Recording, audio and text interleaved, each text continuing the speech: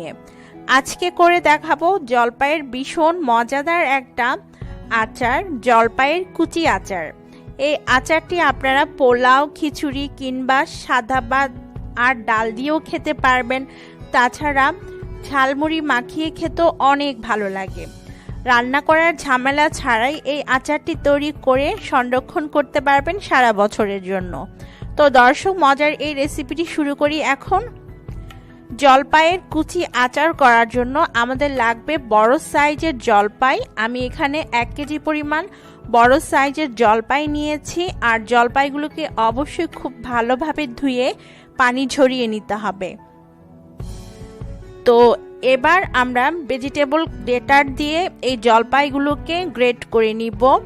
তবে ভেজিটেবল গ্রেটারের যে মোটা ব্লেডটা আছে সেটা দিয়ে গ্রেট করতে হবে, চিকনটা দিয়ে করলে হবে না। আর এগুলো কিন্তু খুব সহজে মোটা ব্লেডটা দিয়ে আপনারা গ্রেট করে নিতে পারবেন।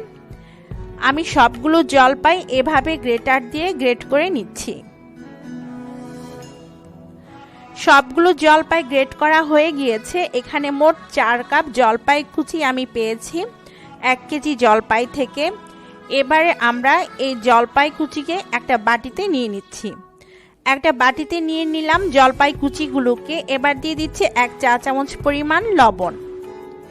আর এখন লবণটা খুব ভালোভাবে হাত দিয়ে জলপাই কুচির সাথে মেখে নিতে হবে।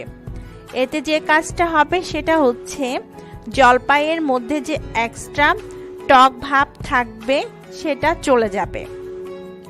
মানে আচারটা তৈরির পর টক ভাবটা অত বেশি আপনাদের লাগবে না। তো এবার ভালোভাবে মেখে নেওয়ার পর আমি এখানে পর্যাপ্ত পরিমাণে পানি দিয়ে দিচ্ছি জলপাই কুচিগুলোর মধ্যে। তারপর খুব ভালোভাবে মিশিয়ে নিয়ে আমি ঘন্টা 1.5 জন্য রেখে দিচ্ছি পানিতে ভিজিয়ে এই জলপাইয়ের কুচিগুলোকে। 1.5 ঘন্টা পরে ফিরে আসলাম। দেখতে পাচ্ছেন জলপাই কুচির কালারটা খানিকটা চেঞ্জ হয়ে গিয়েছে।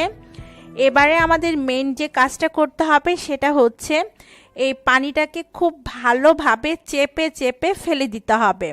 কোনো ধরনের পানি যেন জলপাই কুচিগুলোর গায়ে লেগে না যায় সেটা অবশ্যই খেয়াল রাখবেন। যদি পানি থাকে তাহলে কিন্তু আচারটা খুব সহজেই তাড়াতাড়ি নষ্ট হয়ে যাবে। তো আমি সব জলপাইয়ের কুচি থেকে পানিটা ঝরিয়ে নিয়েছি আর একটা স্ট্রেনারে আমি ছড়িয়ে দিয়েছি।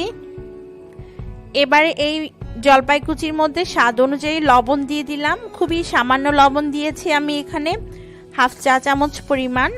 দিয়ে দিচ্ছি 1 চা চামচ পরিমাণ হলুদের গুঁড়া। এবার হলুদ আর লবণ জলপাই কুচিগুলোর সাথে ভালোভাবে মিশিয়ে নিতে হবে। ভালোভাবে মিশিয়ে নেওয়ার পরে আমি এই জলপাই কুচিগুলোকে রোদে দিব 1 দিন। আর এটা অবশ্যই দিতে হবে যেন জলপাইগুলো একটু নরম হয়ে যায়। আর যদি কোনো ধরনের পানি থাকে সেই পানিটা শুকিয়ে যায়। তাই জলপাই কুচিগুলোকে অবশ্যই রোদ দিতে হবে। রোদের ব্যবস্থা না থাকলে চুলার নিচে কিংবা প্রিহিটেড ওভেনে একদম লো হিটে রেখে ঘন্টা 1.5 জন্য শুকিয়ে নিতে পারবেন। তো আমি 1 দিন রোদ দেওয়ার পরে জলপাইগুলো দেখতে পাচ্ছেন পরিমাণে অনেক কমে গিয়েছে আর একদম ঝরঝরা হয়ে গিয়েছে। কোনো ধরনের পানি জলপাইগুলোর গায়ে লেগে নেই। আচার তৈরির জন্য এখন জলপাইগুলো রেডি। এবার কিছু মশলা দেখিয়ে দিচ্ছি। মশলার মধ্যে প্রথমে দেখিয়ে দিচ্ছি সরিষা বাটা। আমি এখানে সরিষা বাটা নিয়েছি 1 টেবিল চামচ পরিমাণ। 2 টেবিল চামচ ভিনেগার আর 2টা কাঁচামরিচ দিয়ে আমি সরিষা বাটাটা বেটে নিয়েছি। স্বাদ অনুযায়ী লবণ দিতে হবে। লবণটা একটু বুঝেই দিবেন, কারণ আমরা লবণ দিয়ে কিন্তু জলপাই কুচিগুলোকে রোদে শুকিয়েছি। স্বাদ অনুযায়ী মরিচের গুঁড়া নিয়েছি, আপনারা নিজেদের স্বাদ অনুযায়ী অ্যাড করবেন। সেই সাথে 1 চা চামচ নিয়েছি হলুদের গুঁড়া। 5 ফোড়ন এবং মরিচ তেলে নিয়ে গুঁড়া করে নিয়েছি 2 চা চামচ পরিমাণ। আর এটা অবশ্যই দিতে হবে। আরও আছে 1 চা চামচ পরিমাণ মৌরি গুঁড়া। সেই সাথে 2 টেবিল চামচ আমি চিনি নিয়েছি স্বাদের ব্যালেন্সটা ঠিক রাখার জন্য। তো এই হচ্ছে মোটামুটি আমাদের উপকরণ। এবারে জলপাই কুচিগুলোর মধ্যে আমি দিয়ে দিচ্ছি হাফ কাপ পরিমাণ রসুন, স্লাইস করে কেটে দিতে হবে। তবে রসুন দেওয়াটা একেবারে অপশনাল, আপনারা চাইলে বাদ দিতে পারবেন, কোনো সমস্যা নেই। সবগুলো মশলা দিয়ে দিতে হবে রসুন আর জলপাই কুচির সাথে। তারপর খুব ভালোভাবে মিশিয়ে নিতে হবে প্রথমে সব মশলা জলপাই কুচির সাথে। মেশানোর পর আমি এর মধ্যে দিয়ে দিচ্ছি 2 টেবিল চামচ পরিমাণ সাদা সিরকা বা ভিনেগার। আর এটা অবশ্যই দিবেন, কারণ এটা না দিলে আচার কিন্তু 4-5 দিনের মধ্যেই নষ্ট হয়ে যাবে। বেশি দিনের জন্য আচার সংরক্ষণ করতে চাইলে অবশ্যই সাদা সিরকাটা দিতে হবে। 1 কাপ সরিষার তেল দিয়ে দিয়েছি, আর তেলটাকে গরম করার কোনো দরকার নেই। এবার আবারও সব কিছুকে ভালোভাবে মিশিয়ে নিতে হবে। খুব ভালোভাবে মিশিয়ে নিয়েছি, আর দেখতে পাচ্ছেন কত সুন্দর একটা কালার হয়েছে। তো আমাদের আচার কিন্তু একদম রেডি হয়ে গিয়েছে। এবার আমি একটা কাচের জারে এই জলপাই কুচি আচারটা ভরে নিব। তো আমি প্রথমে কাচের জারটার মধ্যে দিয়ে দিচ্ছি 2 টেবিল চামচ পরিমাণ সরিষার তেল। তারপর যে কুচি আচারটা করেছি তা আমি এই জারটার মধ্যে ঢেলে নিব। আর এই আচারটায় কিন্তু তেলের পরিমাণটা বেশি দিতে হবে। আচারটা তেলের মধ্যে ডুবিয়ে রাখতে হবে, কারণ এটা রান্না করা হয়নি, তাই সরিষার তেলে এই আচারটাকে ডুবিয়ে রাখতে হবে। তো তৈরি হয়ে গেল আমাদের ভীষণ মজাদার জলপাইয়ের কুচি আচার। উপর থেকে আরও একটু তেল দিয়ে দিচ্ছি। আর এবারে যে কাজটা করতে হবে, 7 দিন পর্যন্ত এই আচারটাকে রোদে দিতে হবে। আর এই আচারটা মাঝে মাঝে অবশ্যই রোদে দিবেন। রোদে দিলে এই আচারটা অনেক দিন পর্যন্ত ভালো থাকবে। আমি এই আচারটা এখন 7 দিন রোদে দিব প্রতিদিন। তো দর্শক, আজকের মতো এখানেই বিদায় নিচ্ছি। আচার জলপাইয়ের টক মিষ্টি ঝাল আচার, খেতে অসম্ভব স্বাদের এই আচারটি তৈরি করার জন্য আমি এখানে নিয়েছি 3 কেজি পরিমাণ জলপাই। চেষ্টা করবেন জলপাইগুলোকে একটু ফ্রেশ নেয়ার, আর একটু বড় সাইজে নিতে হবে। খুব ভালোভাবে জলপাইগুলোকে ধুয়ে পানি ঝরিয়ে নিয়েছি। আর ভালোভাবে ধুবেন যেন জলপাইয়ের গায়ে কোনো ধরনের বালুকণা না থাকে। এখানে আমি 2 টেবিল চামচ পরিমাণ মৌরি বা মিষ্টি জিরা নিয়েছি। এবারে এই মৌরিকে আমি 1 মিনিট লো আঁচে তেলে গ্রাইন্ডারে গুঁড়া করে নিব। এখানে নিয়েছি 2 টেবিল চামচ পরিমাণ 5 ফোড়ন আর 10-12টার মতো শুকনা মরিচ। এগুলোকেও আমি 1 মিনিট লো আঁচে ভেজে নিয়ে গুঁড়া করে নিচ্ছি।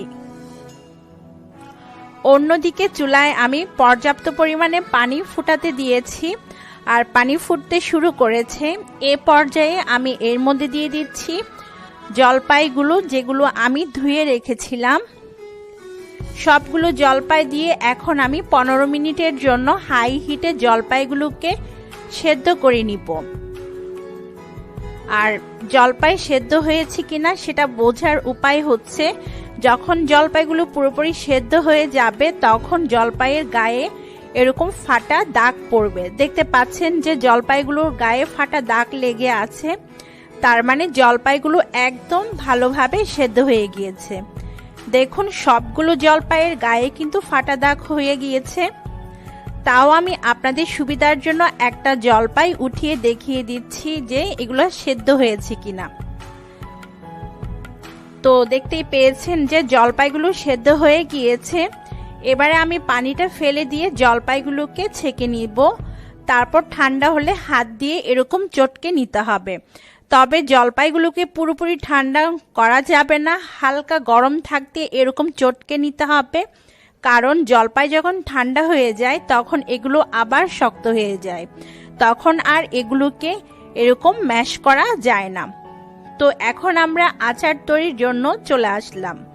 চুলাতে মিডিয়াম আঁচে আমি একটা বড় সাইজের প্যান বসিয়ে এতে দিয়ে দিচ্ছি 1 কাপ পরিমাণ সরিষার তেল। আর আচার তৈরিতে অবশ্যই সরিষার তেল ব্যবহার করবেন, অন্য কোনো তেল ব্যবহার করা যাবে না। এবারে এই তেলের মধ্যে আমি দিয়ে দিচ্ছি 1 কাপ পরিমাণ রসুনের কোয়া। আমি এখানে ছোট সাইজের যে রসুন পাওয়া যায় সেটা ব্যবহার করছি। আর আপনারা যদি বড় সাইজের রসুন ব্যবহার করেন তাহলে সেগুলোকে একটু ছেঁচে দিবেন। 2টা তেজপাতা, 2টা দারচিনি স্টিক আর 1 চা চামচ আস্ত 5 ফোড়ন দিয়ে ভালোভাবে নেড়েচেড়ে দিচ্ছি। আর অপেক্ষা করব রসুনটা একটু নরম হয়ে আসা পর্যন্ত। যখন রসুনটা এরকম নরম হয়ে আসবে, দেখতে পাচ্ছেন রসুনটা নরম হয়ে এসেছে, সে পর্যায়ে আমি অন্যান্য উপকরণ এর মধ্যে অ্যাড করে দিব। তো আমি প্রথমেই দিয়ে দিচ্ছি শুকনা মরিচ। আমি মরিচগুলোকে ছোট ছোট করে কেটে নিয়েছি, এগুলো কিন্তু ভাজতে হবে না, যা শুকনা মরিচকে কাঁচি দিয়ে ছোট করে কেটে দিলেই হবে। এবারে আমি এর মধ্যে 2 চা চামচ পরিমাণ লবণ দিয়ে দিচ্ছি। আপনারা নিজেদের স্বাদ অনুযায়ী লবণটা অ্যাড করবেন। আর আমি সব উপকরণ কিন্তু 3 কেজি জলপাইয়ের অনুযায়ী দিচ্ছি। আপনারা যতটুকু পরিমাণ আচার করবেন ততটুকু বুঝে মশলা অ্যাড করবেন। লবণটা দেওয়ার পরে আমি এর মধ্যে দিয়ে দিব 1 টেবিল চামচ পরিমাণ রসুন বাটা। চাইলে আপনারা রসুন বাটাটা স্কিপ করতে পারবেন। এবার তেলের সাথে রসুন বাটাটাকে ভালোভাবে মিশিয়ে নিতে হবে। এ পর্যায়ে দিয়ে দিচ্ছি আধা ভাঙা করে রাখা জলপাইগুলো, সবটুকুই দিয়ে দিতে হবে। চুলার আঁচ কিন্তু মিডিয়ামেই থাকবে। এবার তেলের সাথে জলপাইগুলোকে ভালোভাবে মিশিয়ে আমি ভেজে নিব প্রায় 3 মিনিট পর্যন্ত।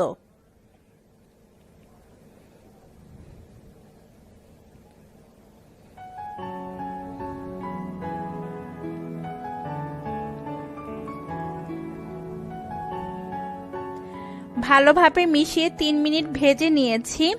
এখন আমি এর মধ্যে দিয়ে দিচ্ছি 1 টেবিল চামচ পরিমাণ হলুদের গুঁড়া। 3 কেজি জলপাইয়ের জন্য 1 টেবিল চামচ হলুদের গুঁড়া যথেষ্ট। এবার দিয়ে দিচ্ছি 1 টেবিল চামচ মরিচের গুঁড়া। আপনারা নিজেরা ঝাল বুঝে মরিচের গুঁড়াটা অ্যাড করবেন। এবার আমি এর মধ্যে অ্যাড করে দিব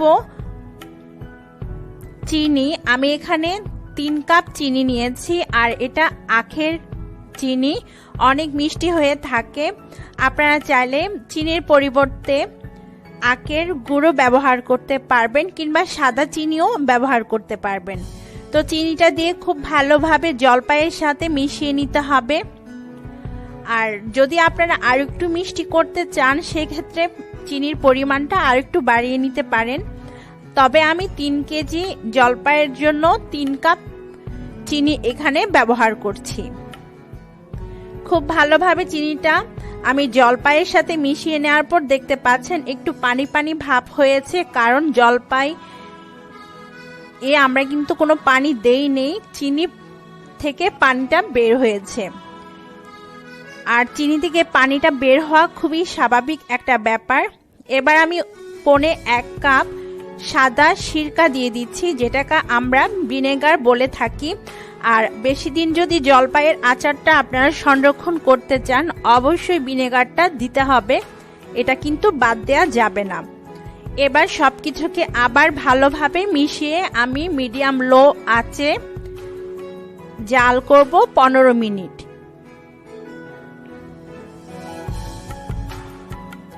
প্রায় 15 মিনিট রান্না করার পর দেখতে পাচ্ছেন চিনি থেকে যে পানিটা আর ভিনেগারের পানিটা বেশ শুকিয়ে এসেছে। আমি খুব ভালোভাবে এখন মিশিয়ে নিচ্ছি।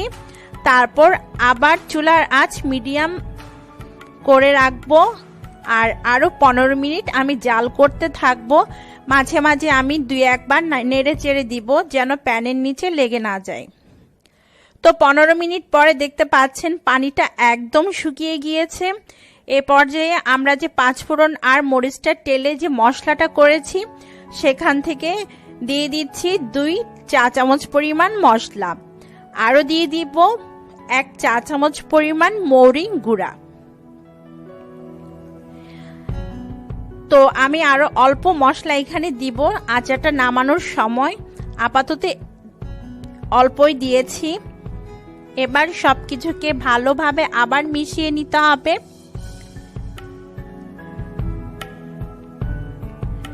ভালোভাবে মিশিয়ে নেওয়ার পরে আমি 15 মিনিট মিডিয়াম আঁচে আরও রান্না করেছি। আর দেখতে পাচ্ছেন 15 মিনিট পর কি সুন্দর একটা কালার হয়েছে আচারটার। পানিটাও বেশ টেনে এসেছে, তেল উপরে উঠতে শুরু করেছে। মোটামুটি শেষের পর্যায়ে আমাদের আচারটা আমি এবার লোতে রেখে চুলার আঁচ আরও 10 থেকে 15 মিনিট আচারটাকে রান্না করে নিব। আর এই 15 মিনিটেই দেখুন আচারটা কিন্তু একদম হয়ে গিয়েছে, তেল উপরে উঠে এসেছে, পানিটাও শুকিয়ে গেছে। আর এ পর্যায়ে আমি আরও 1 চা চামচ পরিমাণ 5 ফোড়ন আর মরিচের গুঁড়া এবং 1 চা চামচ পরিমাণ মরি গুঁড়া দিয়ে দিচ্ছি। তারপর খুব ভালোভাবে মিশিয়ে নিতে হবে।